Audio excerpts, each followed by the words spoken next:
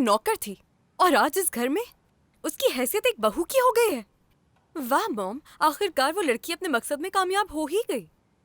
तो वो सड़क से उठ के एक महल में आ बैठी। वाह क्या बात है। आपके होते हुए आखिर इतना सब कुछ कैसे हो गया? कराचाई नाम को अपने नाम के साथ जोड़कर हमारे सामने खड़ी हो गई।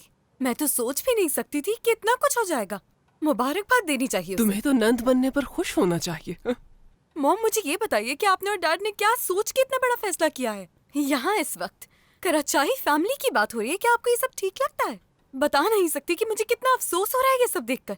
कराचाई फैमिली का फर्द है नदीम, अच्छा खासा है, और आपने उसे एक ऐसी लड़की के साथ बांध दिया जो उसके लायक ही नहीं। रायमा, मान ले अगर नदीम और जाती तौर पर ठीक हो जाता है तो उसे कैसा लगेगा कि आपने उसकी शादी इस घर की एक नौकरानी से करवा दी है? तुम्हारा मतलब है कि उस लड़की के इस घर की बहू बनने से हमारी इज्जत में कोई कमी आई है? हाँ क्यों नहीं।